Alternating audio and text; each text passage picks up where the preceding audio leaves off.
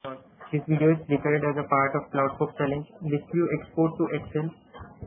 So the main requirement for this challenge was to provide a list view button for all the objects wherever required, where user can go click the export to Excel button and export the data into CSV file for the list view selected in the UI.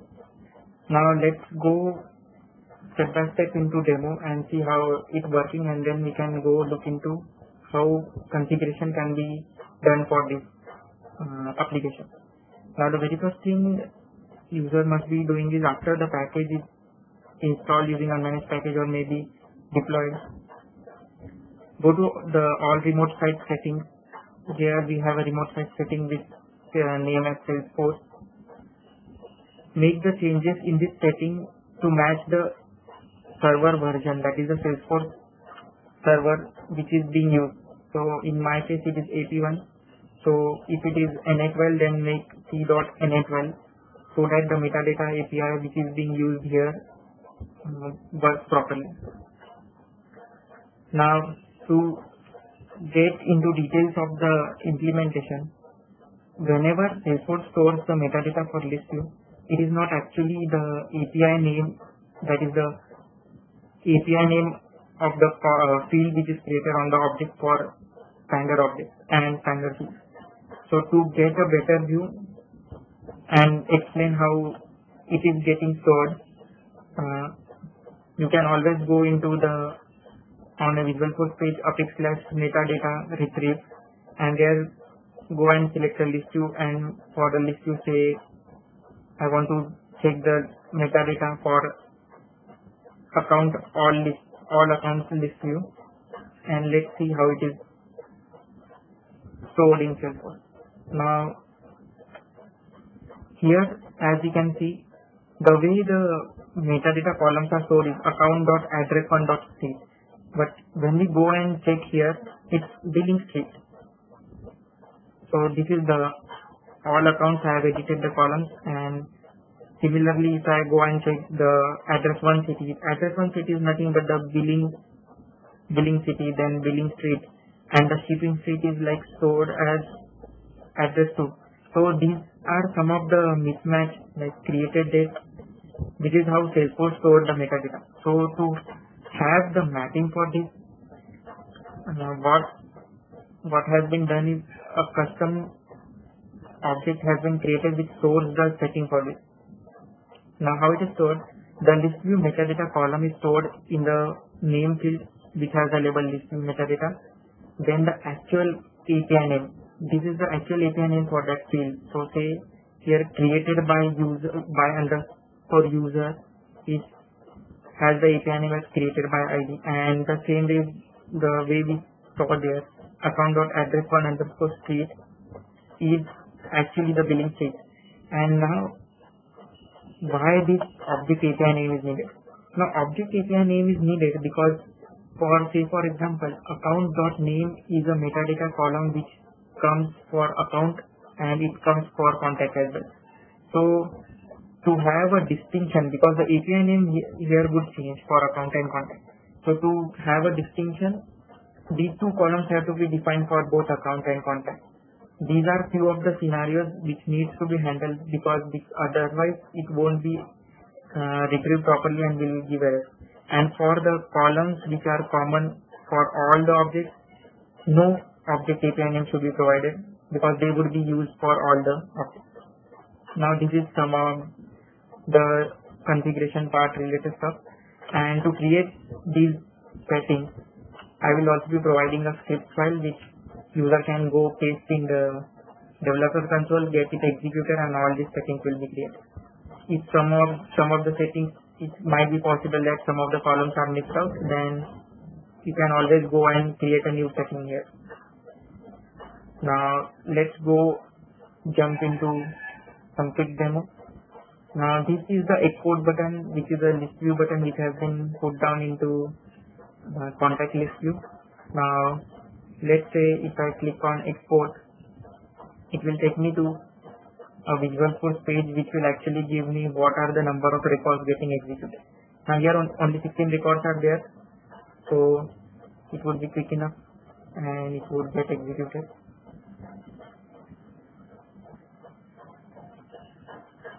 And this is how it got executed.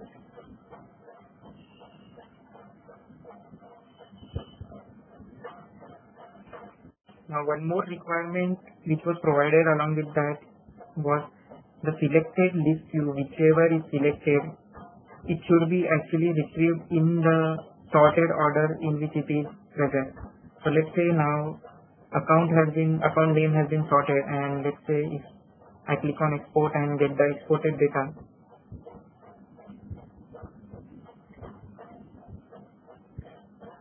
now when I open this Excel, that is the CSV file, it gives me the Ashley James as the first name and the last name is the Jack Rogers. And if I sort the list view, now Burlington Textile Corp is at the top, and if I say close this CSV file and now I say export again,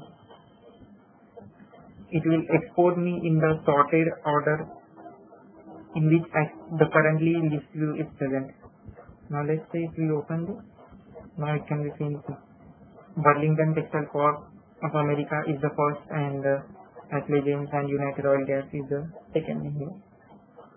So sorting has also been covered. So this was one of the requirements which was provided in the export, and it also handles the field level security of the logged in user who is actually trying to export the data. So this is the point: the export matches the column selected and ordering as set up in the view.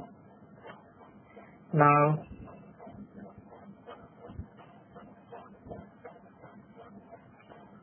I have also created one list view which is a standard list view, and it has more than 2000 records. Now this actually shows how export has been implemented. So it will actually continuously give the status of how the records are getting exported. Now once the retrieve result and fetching data starts, the figures will start moving. Now the important thing to tell here is the data is actually fetched in chunks of 500, and this can be actually configured in export list view controller where page size is defined. If the page size is changed to 1000, it will change to 1000 automatically. Now if you open this all accounts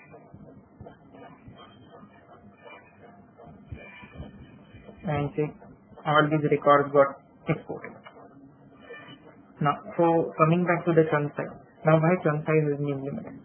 So there are chances that user has selected some of the text area columns which might have a lot of data, and if user tries to fetch all this data and tries to create CSV file, then there can be chances like for maybe 2000, 3000 records, the zip size might fail and it will not be exported because of zip size limit.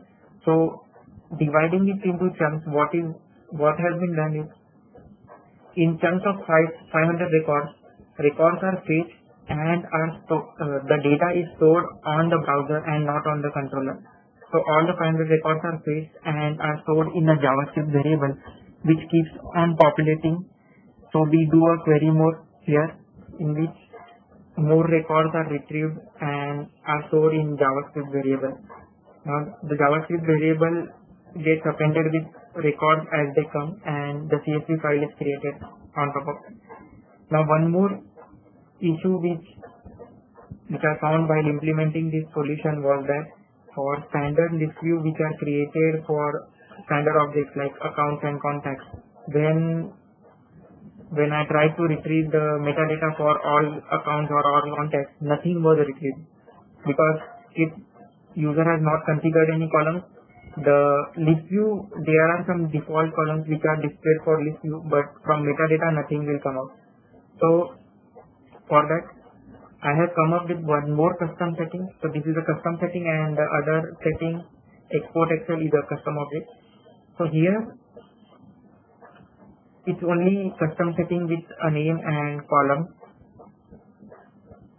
So here user can go and configure columns for objects, which I have done for account and contact for now. If at all it is needed, can be implemented further. There the name is the object API name, and the columns are the default columns which should be actually shown for the object. So when I checked, these are the same for all the standard list views which are created. So for account, if I am trying to say export Excel and no columns are found, so by default the application will come here, pick up these columns and will export the Excel for this. If user goes and change the list view metadata by actually adding a 1 or 2 columns, so whenever a metadata API call is done, some or the other columns would be retrieved and this will never be used. So this is used only when no data is present in the metadata, and that would be the list views which are by default created by Salesforce. Now I'm just checking the point. Okay. So for implementation purpose, this has been implemented using a component, export list view component, which is a reusable component, and it can be easily added in any of the pages like this.